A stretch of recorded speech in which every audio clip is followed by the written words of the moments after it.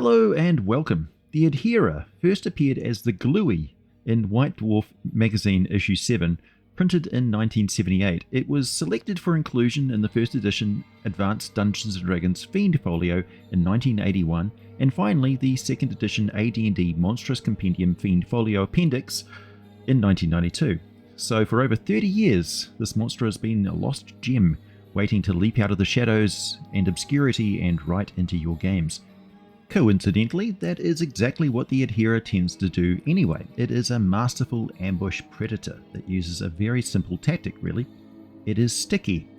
Very sticky. One might ask why the monster is not the mascot for my YouTube channel, The Mighty Glue Stick. Fair, but it's undeniably a kind of hilarious critter at first glance. At least it is up until you are fighting 1 to 4 of these things, and then you are screwing up yet another character sheet and thinking to yourself, well shit, that was a hell of a lot more dangerous than I thought it would be. Grab yourself a tasty beverage and settle back. Don't get too comfortable, because we're going to get deeply nerdy and deeply disturbing as we learn all there is to know about the Adherer. Picture, if you will, a party of adventurers. They are freshly woken from their campsite on the edge of a small but ancient stand of trees, woken this morning to the grim discovery of a missing pack mule.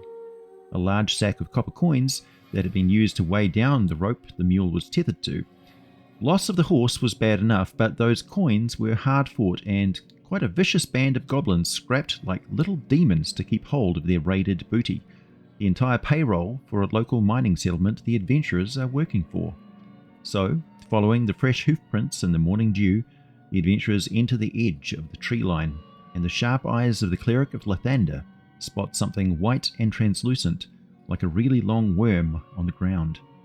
It's spiderweb, really thick spiderweb. Ah shit, he says, looking to the canopy of thick branches and dense leaves overhead with a wary intensity. Turning to his dwarven companion, his eyes gleaming in the dim light, he gives a warning. Giant spider.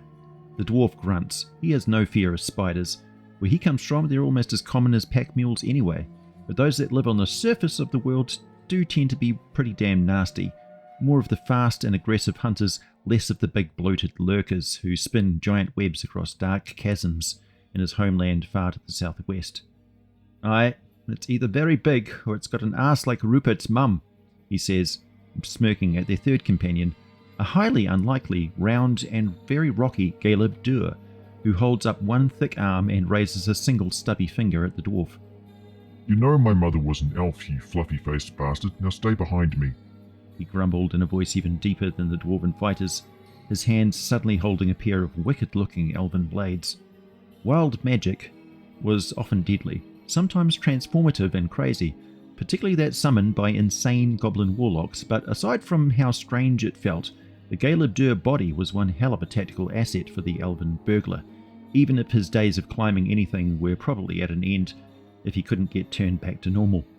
Sure enough, not far into the woods, the Galeb Dur stopped in his stomping tracks and locked his beady eyes on an excellent example of a giant spiderweb strung between 3 tall duskwood trees, with a dark clump closer to the ground, and no sign of any giant arachnid.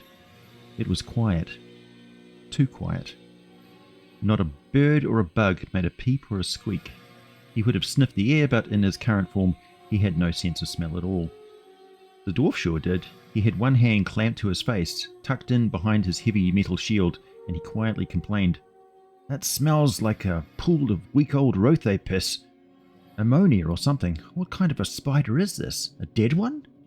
They gathered together behind a large fern and watched the scene for a while, but nothing moved.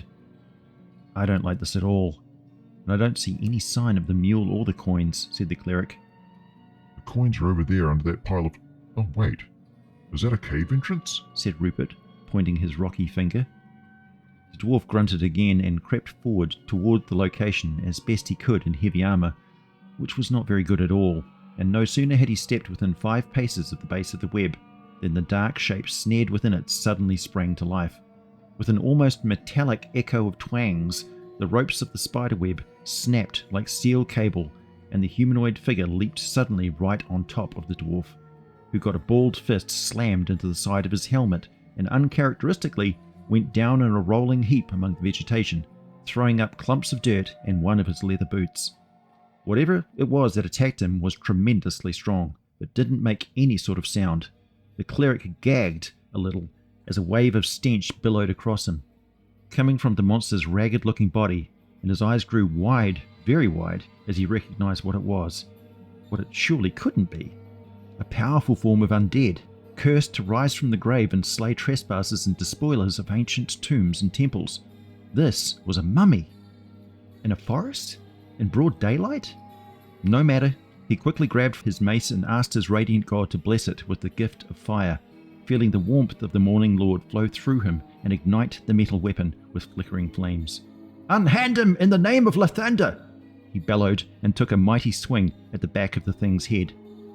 It did not go as expected, and right behind him, a large shadow silently descended from the treetops, its long, hairy legs reaching out to grab him. The Adherer is another monstrosity with a mysterious origin that has long been a source of fascination and frustration among alchemists and druids alike. Nobody seems to know where they first came from, but it is known that they do not reproduce like mammals or reptiles. They don't bear young or lay eggs and only seem to grow in number when in environments with a rich source of prey for them to hunt. They simply seem to grow from a mass of ragged flesh that comes away from the body of the parent, so they may not require any other adherer to reproduce and have no gender in their species at all. They can be encountered solo or in groups of up to 4 individuals. None are the leader, they just seem to tolerate each other's company and gain the benefits of mutual protection and being able to take down more prey with the help of their allies. And quite often, they will also cohabitate and form hunting strategies with giant spiders, who they never attack or see as a source of food, though they will eat pretty much any other living creature they can ambush. Adherers tend to live only about 35 years and have a humanoid form, standing 5 or 6 feet tall. On close inspection, they resemble a decrepit human corpse wrapped in pale, filthy bandages. The folds and flaps are actually the adherer's tough and flexible skin, covered in a very powerful organic adhesive. Only a few things are effective against the adhesive resin the creature constantly excretes, leaving it stinking of musty, dank and rotted vegetation, a sour smell. Fire or boiling hot water are both capable of reducing the skin's adhesive capabilities, but only death will eventually render all its resin inert within 12 hours. The adherer also exudes a perfect amount of solvent from countless pores across its body and under its complete control, which allows them to stick to only certain objects or prey. In many ways, it would be less disturbing if these monsters were undead, because the fact is they will start to eat their prey as soon as they grab it, while it's still alive, and being killed by an adherer can take far too long.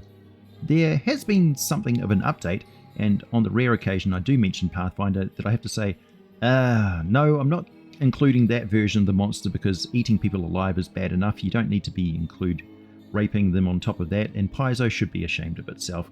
But I'll use the artwork at least. Alright, basically the book states that the origin of these adherers is that they are horrifically tortured and transformed former victims of a cult of phase spiders who held them trapped in their interdimensional nightmare web lair for centuries, feeding on their blood. The phase spiders eventually dispersed, and so did their former victims, scattering across the dimensions as dreaded adherers. It would explain their sort of telepathic communication with spiders, but why would they live with any sort of spider after centuries of being horrifically enslaved by the things? Okay, so let's update the monster to the modern game and give it some stats. It's fairly straightforward. We have to keep in mind that it can appear either solo or in a group of up to 4. So a challenge to low-level and medium-level parties of adventurers, and absolutely deadly when combined with giant spiders and ettercaps, or a squad of them being directed and controlled by a spell-slinging and very intelligent Arania spider mage in their Underdark territory on the outskirts of Kalimshan, for example. I'm going to convert the Adherer into a challenge rating 3 monster from 5th edition D&D, and I'm going to provide some notes so you can create an encounter location, which is a hard, and I mean hard, challenge for a party of level 3 to 4 player characters. They will face off against 4 adherers, 1 giant spider and 1 ettercap in a forest. The full stats and notes for this are available for patrons on my Patreon page, and also for channel members and patrons on my Discord server as my thanks for your vital support. Adherers are rare medium-sized humanoid aberrations, usually found in caves or shaded forested areas where they can ambush creatures undisturbed. Their adhesive resin loses potency soon after death, and attempts to harvest it for alchemical purposes have so far been unsuccessful. They are known to associate and work together with arachnids and ettercaps, and can communicate with them silently somehow. Could be telepathy, could be tremor sense. They do not speak and have no language of their own.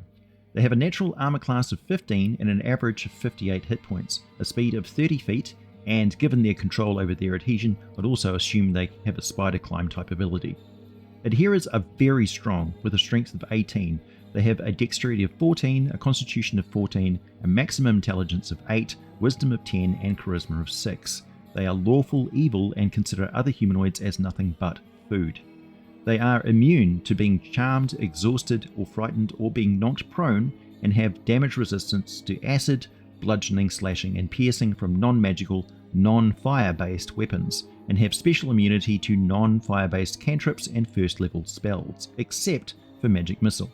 However, normal missile weapons also only do half damage, and they are vulnerable to all kinds of fire, taking double damage from it. They also take double damage from magic missiles. Adherers have 60-foot dark vision and a passive perception of 10. They have +4 to stealth and +2 to active perception checks, and +6 to all strength-based and +4 to all dexterity-based saving throws and checks. When concealed and motionless, they have advantage on stealth checks, or those checking the area visually have disadvantage unless the search is close or involves an enhanced sense of smell, where the sour stink of the adherer will work against them.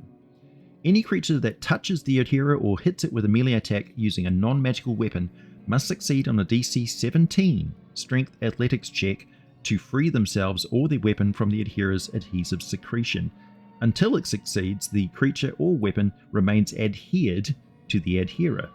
The adhesive can only be removed by a creature's action to break free, or by fire, boiling liquids, or the adherer's own secretions. Weapons adhered to the adherer will only deal half damage. A weapon removed from the adherer's adhesive can't be used until the beginning of the user's next turn. The adherer takes double damage from all fire attacks. In addition, a creature adhered to the adherer can use an action to apply fire to the adhesive, such as a torch, to break free of the adhesion automatically. Each round, the adherer makes 2 adhesive fist attacks, +6 to hit one target within their 5-foot reach, inflicting 1d4 + 4 bludgeoning damage. On a hit, the target must succeed on a DC 17 strength athletics check or become grappled by the adherer, and a creature grappled by the adherer is also restrained. While grappling a creature, the adherer can use that creature as a shield against ranged attacks or spells. The restrained creature provides the adherer with half cover, so +2 to its armor class and dexterity saving throws. If the restrained creature is a medium or larger, the cover is instead 3/4 cover, +5 to AC and dexterity saving throws. Finally, when damaged by fire, the adherer must succeed on a DC 12 wisdom saving throw or make a dash action and move away from the source of the fire as soon as possible on its next turn, and they really hate being fired on before they get a chance to leap out and ambush a victim, which may cause them to simply run away from the fight before it even begins. Which is not cowardice exactly, it's just that they know that they are better off if they get the drop on their prey, and they are hunting for food after all, not fighting to the death for no reason. Now, for the example combat encounter, this counts as a challenge rating 6 encounter for 3rd and 4th level adventurers. Oh, I forgot to mention, the adhesive doesn't work on stone, it works on everything else. And also, a restrained victim of the adherer, it may attempt to suffocate them by covering their mouth with their strong adhesive, which is potentially quite deadly. Now, for an example combat encounter, this counts as a challenge rating 6 encounter for 3rd to 4th level adventurers. Deep within a deep, dense forest, the adventurers stumble upon a shadowed grove tangled with webs. The canopy is thick, with webs stretching between towering trees, obscuring sunlight and creating a dim, almost claustrophobic atmosphere. Thick, sticky webs cover much of the ground and trail up to 3 branches, forming walls of sticky obstacles and scattered piles of bones and other leftovers from past prey. Much of the ground is covered with webbing that acts as difficult terrain for the adventurers. Any non-spider, non-adherer creature must succeed on a DC 12 dexterity saving throw or become restrained upon entering the web terrain. Restrained creatures can use their action to make a DC 14 strength check to break free. Several 10-foot high web walls block visibility and movement. Web walls are flammable and have an AC of 10 with 15 hit points. Fire damage spreads quickly through the web, burning away terrain within 5 feet of the impact each round. There are suspended sticky webs connecting branches high in the canopy where the giant spider and ettercap are hiding, waiting to ambush from above. The smooth, black-barked and straight-trunked duskwood trees are 60 to 80 feet tall, with most branches starting about 20 feet up.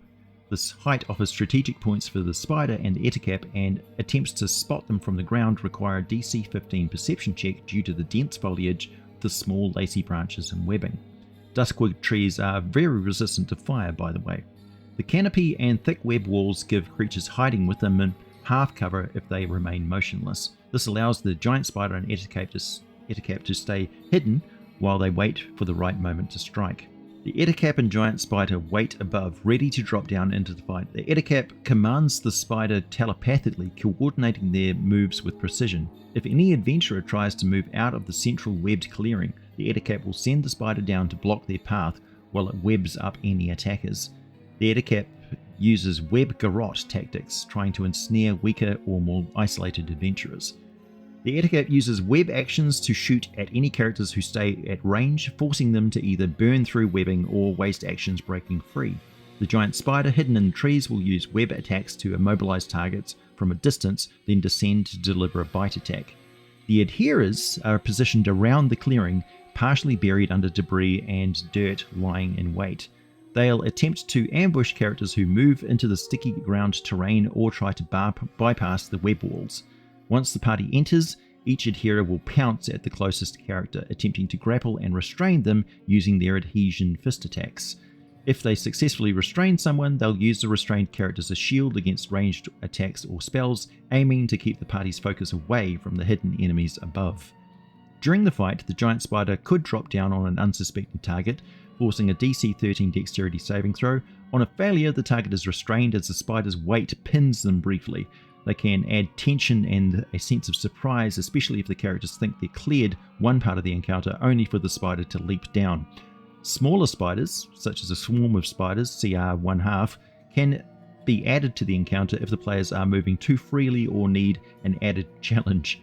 You can drop from the trees and scurry over the webbed terrain to swarm players, forcing additional dexterity saving throws.